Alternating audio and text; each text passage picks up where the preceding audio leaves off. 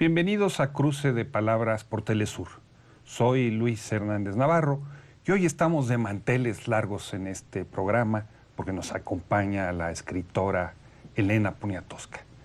Elena ha recibido el premio Javier Villaurrutia, el premio Rómulo Gallegos, el premio Príncipe de Asturias, entre otros muchos premios que no seguimos nombrando porque nos acabaríamos aquí el programa. Y es autora de múltiples libros, novelas, crónicas. Elena, muchas gracias por acompañarnos en este Cruce de Palabras. Muchas gracias por invitarme. Aquí. Acabas de publicar un nuevo libro que se llama Indómitas, que son una serie de retratos, así como tú los escribes, ¿no? Entre crónica, entrevista, literatura, de mujeres claves en la historia de México, desde un personaje que te ha acompañado toda la vida, ¿no? Jesusa, la soldadera, hasta la feminista Marta Lamas. ¿Por qué este libro ahora, Elena?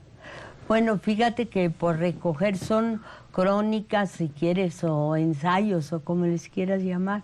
A lo mejor ensayos se oye pretencioso, pero es sobre mujeres que yo admiré toda la vida, como doña Rosario Ibarra de Piedra, que desde 1976, ahora ya vive en Monterrey, pero desde ese momento empezó su lucha y me pareció admirable. La conocí en la marcha en contra de Díaz Ordaz, que todos los chavos caminaban por el Paseo de la Reforma y decían al pueblo de España, no le manden esa araña. ¿No te acuerdas? Sí, me acuerdo perfectamente. Y ahí la encontré y me... El expresidente del 68. El expresidente. Y entonces se acercó y me dijo, yo tengo un muchacho desaparecido. Y de inmediato le di mi dirección y llegó a la casa. Y empezamos a hablar y me contó su historia. Una tragedia más viva que nunca, ¿no? Que nos remite a los 43 muchachos de Ayotzinapa desaparecidos. Claro, una tragedia que además parece continuar, ¿no? Que una tragedia que jamás se acaba. Y luego una tragedia que también tiene que ver mucho con toda América Latina, con Argentina, ¿no? Esa invención que hace América Latina finalmente, que es la de los desaparecidos, ¿no? Ni muertos, solo desaparecidos, que es, yo creo, la peor forma de tortura. Una verdadera pesadilla, ¿verdad? Sí, para sí. las madres sobre todo, ¿no? Sí, y toda la familia, ¿no? Claro. Yo creo que una cosa así te cambia toda la vida. Toda la vida. Sí. Allí en el libro, Elena, tú hablas también de las trabajadoras domésticas, ¿no? Ajá. Que usualmente son invisibles, ¿no?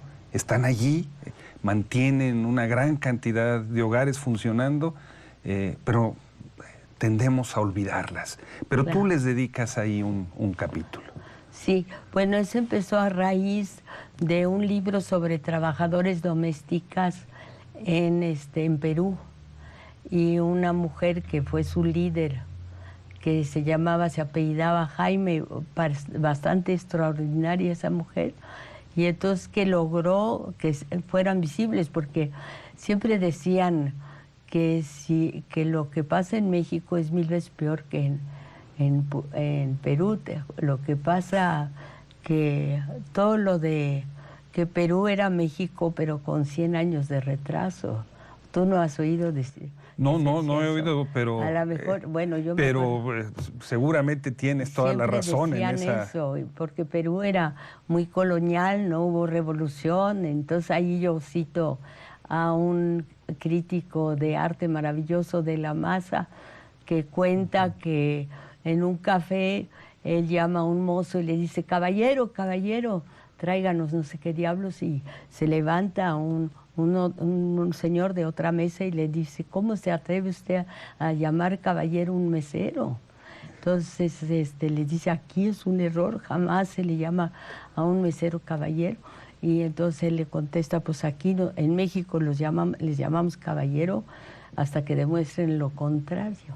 Entonces toda esa cosa colonial de Perú, pues llama mucho la atención, Claro. ¿no?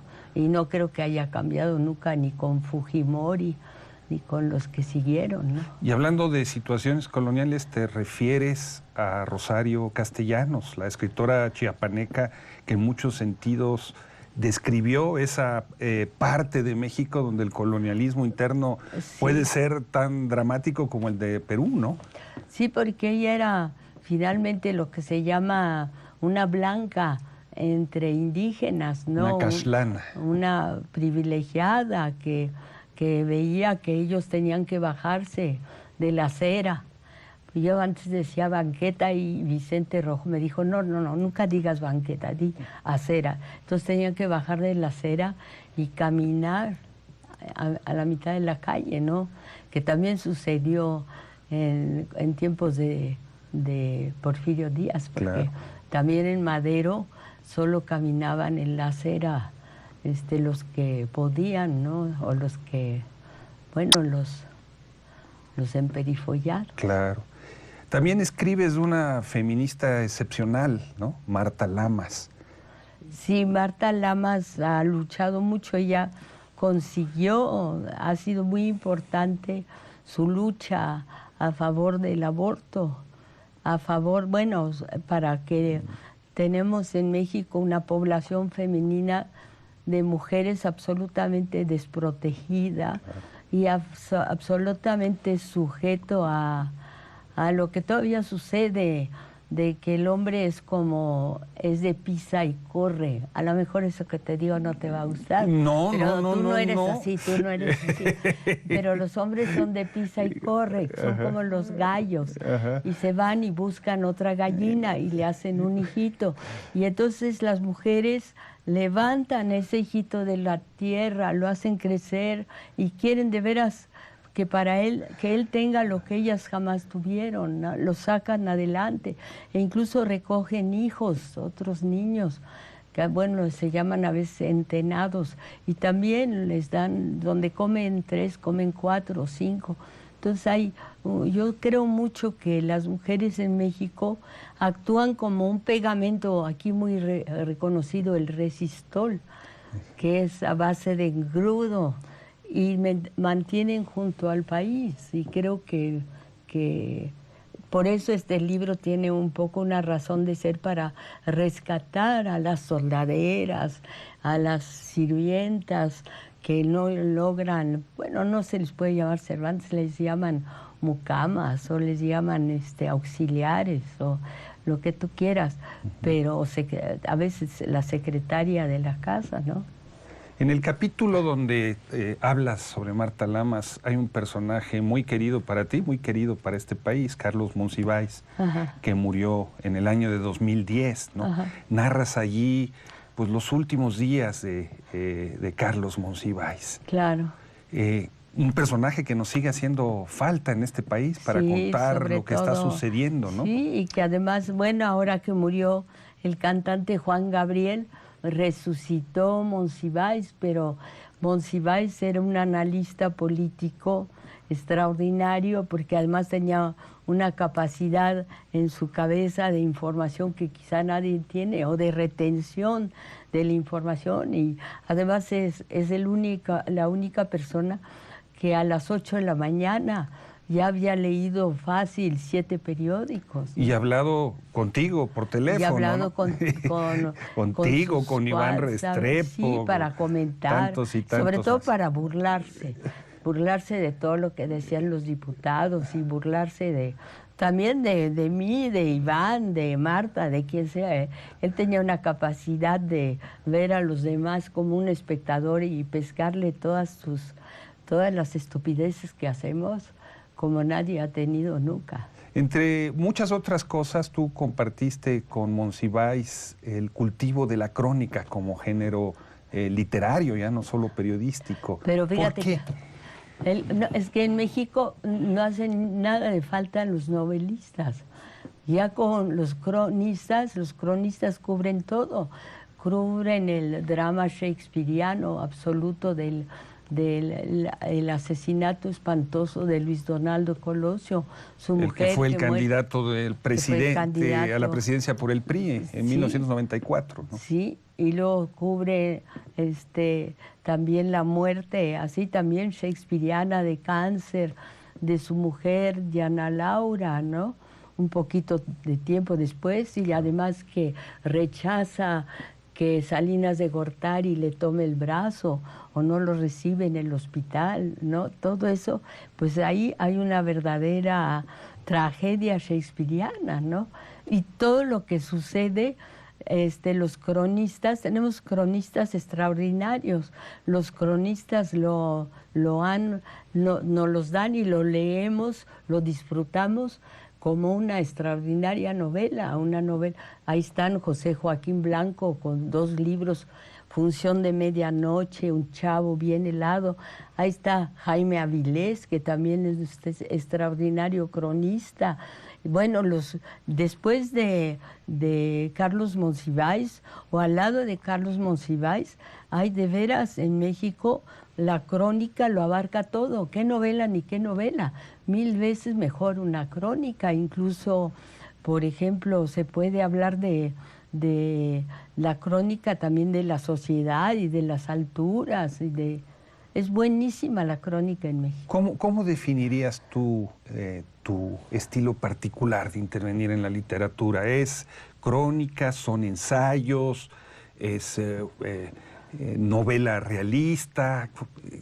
Es muy difícil porque además, fíjate que es que yo desde hace 1000 años, bueno, me inicié en 1953 haciendo entrevistas y reseñando lo que sucedía. Me pusieron una sección donde refundían a todas las mujeres, que se llama Sociales, donde finalmente los políticos o los empresarios exhibían a sus hijas casaderas, ¿sabes? Como en un aparador, 1 kilo de jamón, aquí 1 kilo de no sé qué, a ver cuál, y se casaban, ¿sí? Y luego había las bodas, y luego después de las bodas, pues los showers, todo en orden, ¿no?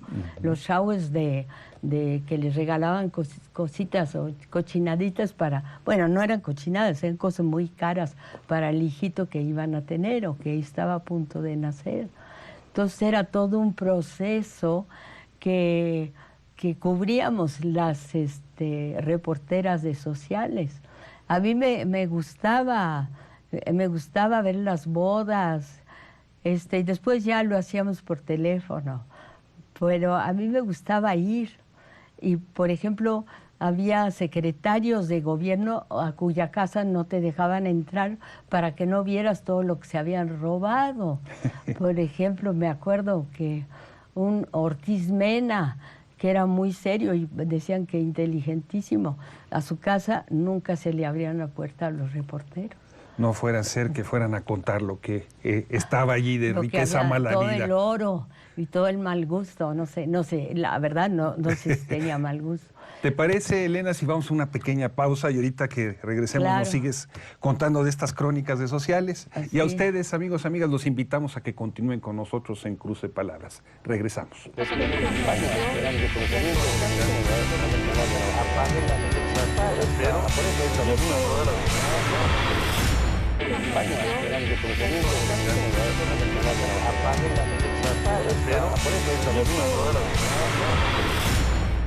Estamos ya de vuelta en Cruce de Palabras conversando con la escritora Elena Poniatowska. Elena, antes de irnos al corte, nos narrabas estas crónicas de Sociales como una vitrina del México de arriba, en donde los poderosos presentaban a sus hijas casaderas como si fueran un producto en el supermercado, ¿verdad? Ajá. Esta reivindicación de la crónica que tú has hecho para México, ¿sientes que también está presente hoy en América Latina, en la literatura del continente? Sí, claro, pues ahí tenemos, por ejemplo, a Martín Caparrós con ese extraordinario libro grueso que se llama Hambre. Tenemos grandes cronistas. En México tenemos a Fabricio Mejía Madrid, que también es un extraordinario cronista. Tenemos de veras, tú lo quieres porque él me ha dicho que se quieren, Juan Villoro. Sí, mucho. Su mejor libro, bueno, a lo mejor a él no le va a gustar que yo diga eso, pero son mejores sus crónicas. Lo de las palmeras de la brisa de Yucatán es un libro espléndido, lleno de alegría, lleno de sentido del humor, irónico, buenísimo. Y que es un acto de amor a Yucatán, pero también de saberlo ver y juzgarlo, pero con mucho cariño, ¿no? Claro. Entonces, de veras, es en la crónica en donde más está destacando México. Claro. Y yo creo que también en América Latina nosotros leemos crónicas con un enorme interés, y aquí está Emiliano Ruiz Parra. Tenemos también cronistas que además están del lado que se meten, dicen cosas sumamente valientes, ¿no? Bueno, conocemos todos a Sergio Rodríguez desde hace años con sus huesos en el desierto y su defensa de las mujeres. Entonces, los cronistas de veras son como el cuerpo importante de la literatura mexicana, ¿o no lo ves tú así? Yo estoy totalmente de acuerdo contigo, Sí. ¿no? Pero creo que la descripción que haces de este país como un país donde la crónica te permite recuperar todo, una complejidad, elementos que para la literatura a veces parecerían fantasiosos, ¿no? Que están ahí en la realidad. Y que sí, y fíjate, incluso Rosario Castellanos, que aparece allí en Las Indómitas, Rosario Castellanos, ahora con el movimiento zapatista, pues era como una Biblia, una lectura obligada, porque sus dos novelas son Balún Canán y Oficio de Tinieblas. Claro. Oficio de Tinieblas es una historia real de un indígena sacrificado, claro, crucificado. Entonces, también lo importante de su obra es que ella salió siendo una blanca, siendo una privilegiada, siendo lo que tú quieras y mandes, siendo una mujer adinerada, salió a ver qué estaba sucediendo en la calle. Claro. Elena, tú además de escritora has sido en todo el sentido de la palabra una intelectual pública. Tú has expresado tu opinión en contra de la injusticia de muchas formas a lo largo de todos estos años. Y tan ha sido así que ahora hace poco acabas de recuperar los informes que la policía rendía de tus actividades subversivas, ¿no? Aquí sí nos hiciste llegar algunos de ellos, ¿no? Sí, te lo traje para que lo vieras. Aquí están. A mí, fíjate que me lo acaban de dar en el archivo de La Nación, ya se abrieron. Ajá. Tú has de tener uno. Ajá. Allí seguro, estoy seguro que muchos tienen, y los puedes pedir. Ajá. Los chavos ya no. La gente más joven, yo ya tengo 84. ¿Tú cuántos tienes? Yo tengo 61. Ah, no, mi entonces problema tú no tienes. No es el modelo, es el kilometraje. No, pero tú no tienes. Tú no has de tener, no sé, porque yo creo que se detuvo en cierto momento, porque además es muy costoso estar siguiendo un individuo, un ciudadano, a qué horas sale, a qué horas come, con quién habla y todo eso. ¿Qué impresión te produjo saber que tu vida privada había sido vigilada con lupa? Me dolió, lo empecé a ver y era como ver a otra persona, era yo viendo a otra persona, y además decían todo muy equivocada, que yo era una judía suiza, porque depende también de la capacidad mental y la pericia de cada persona que te sigue, pero sí recordé que frente a la casa de Guillermo Haro, que en la Cerrada del Pedregal, allí en Coyoacán. ¿Tu esposo? Mi esposo. Y hubo un coche estacionado durante varios días y yo decía, ¿pero qué harán esos hombres vestidos de caqui y caquis ellos mismos allí durmiendo? Entonces fui un día y les ofrecí un café.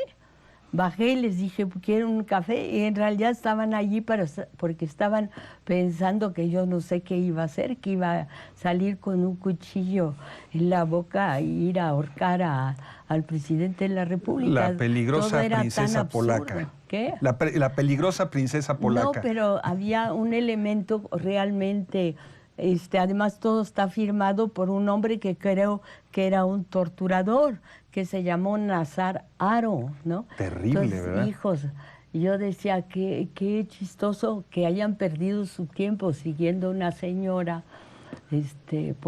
por la vida, como si no tuvieran que gastar su dinero en... Me pareció terrible, ¿no? Un acto de, pues como de idiotez, ¿no? Pero eso como que habla sobre el Estado mexicano, ¿no? Sobre cómo veía a intelectuales como tú que estaban comprometidos con causas Pero justas, yo que era una decían... pinche periodista, soy una periodista que hago entrevistas finalmente y trato de ser lo más exacta posible. Y ahora ya no hay posibilidad de no ser exacta porque se usan las grabadoras, ¿no? Ajá. Pero antes era escribir o aprender taquigrafía. Pero bueno, tú muy claramente nos acabas de hablar de doña Rosario Ibarra, ¿no? Todas esa serie de crónicas que escribiste sobre el campamento Rubén Jaramillo en Morelos, y por supuesto un libro clásico y fundamental con el que mi generación tuvo noticia de lo que había sido el movimiento del 68, La Noche de Tlatelolco. Esos son libros que podían ser considerados subversivos por el poder. Sí, pues yo nunca lo vi así. A mí lo que me dictaba era la emoción y finalmente pues La Noche de Tlatelolco es un mosaico de voces, son muchas voces, pero yo escogí lo que más me impactaba de cada entrevistado, de cada persona que me daba su testimonio.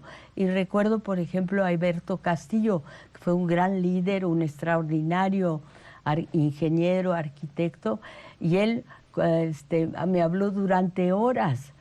Y después hizo un gran texto, un texto larguísimo sobre su encarcelamiento. Y yo creo que él estaba un poco decepcionado de que yo usara 10 líneas después de que él se había molestado en hablar durante 4 horas en la cárcel, además. Claro. Entonces, pues así son voces pegadas unas con otras. Y ahí mío hay, pues creo que un parrafito que dice, son muchos, van bajando por la calle, ¿no? Bueno, y tuyo es el trabajo de edición y de bueno, fue la una emoción, perspectiva. ni te creas que sé editar, yo nomás me emocioné y lo fui, escribe y escribe. Pero has recuperado, por ejemplo, la lucha de los trabajadores ferrocarrileros de 1956-60 con Demetrio Vallejo, Sí. en la novela que te valió el premio Rómulo Gallegos en Venezuela. Sí, el tren pasa primero. ¿No? Sí. Un momento ejemplar de las luchas por la independencia sindical de este país que Sí. tú captaste, que recuperaste en el terreno de la literatura, cuando eso parecía estar condenado al olvido del mismo movimiento sindical en México. Pero fíjate que hay memorias muy buenas, por ejemplo, de Valentín Campa. El otro sí, dirigente ferrocarrilero, miembro del Partido Comunista, ¿no? Que escribió, y el propio Vallejo escribió, pero bueno, ellos tenían también unas reglas. Vallejo decía, yo no puede usted hablar de mis mujeres, y él era súper mujeriego, porque además... Como esos gallos de los que nos hablabas hace un momento. Sí, bueno, decía, un luchador social no tiene vida amorosa. Usted elimina todo eso. Le digo, no, pues yo no puedo, eso a mí me interesa, y además es lo que entiendo. Yo sus discursos muchas veces ni los entendía o me aburrían, lo cual debo confesar, ¿no? Entonces yo quise hacer las cosas a mi modo y seguramente pues ahí hay muchas cosas que pues son quizás sorpresivas, ¿no? Claro.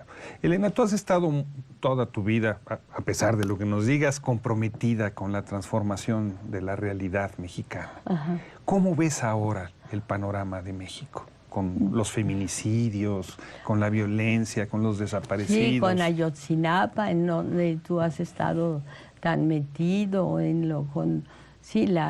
esa cosa monstruosa de pensar que 43 chavitos son asesinados, ¿no?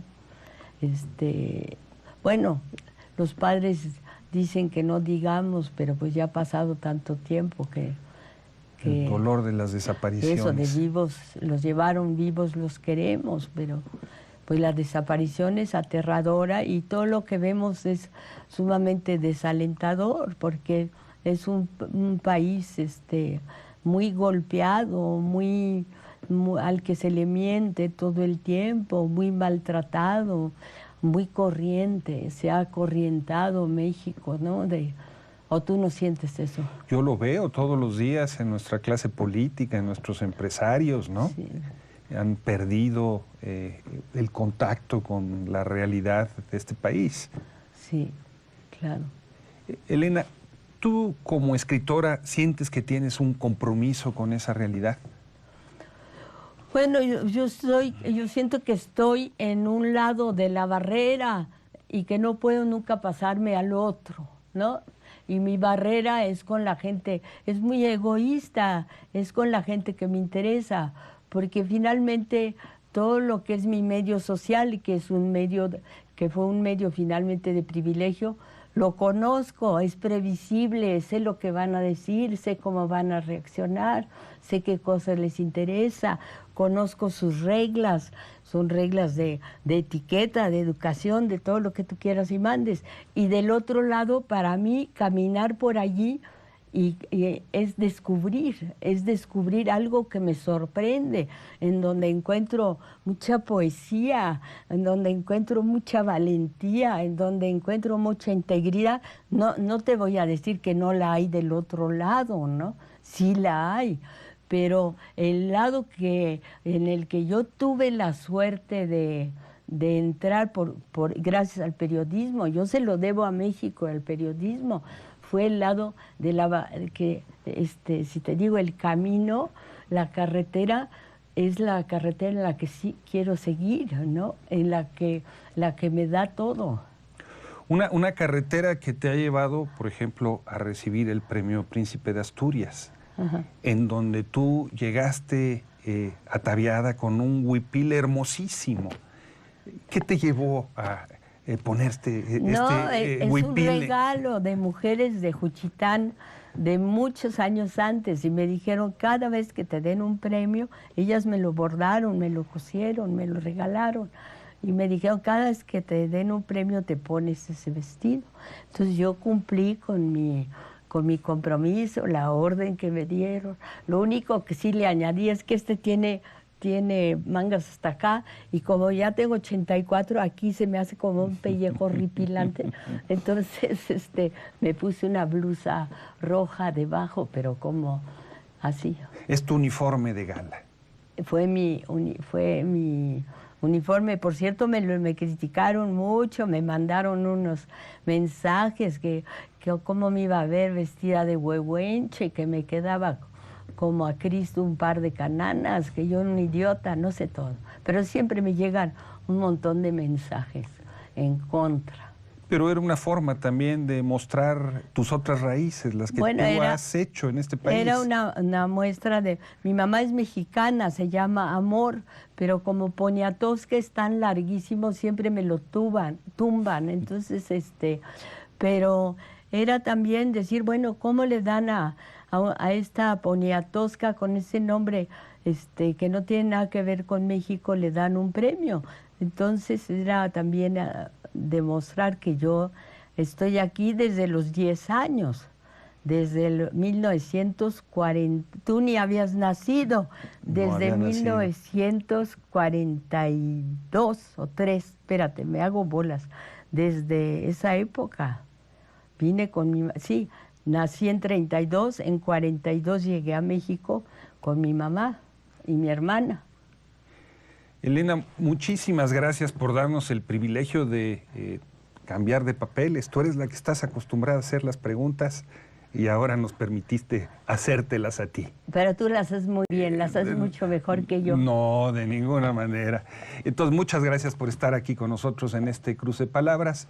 Y a ustedes, amigos y amigas, muchas gracias por su amable asistencia con nosotros el día de hoy. Y ya saben, los esperamos la próxima semana aquí por Telesur. Pero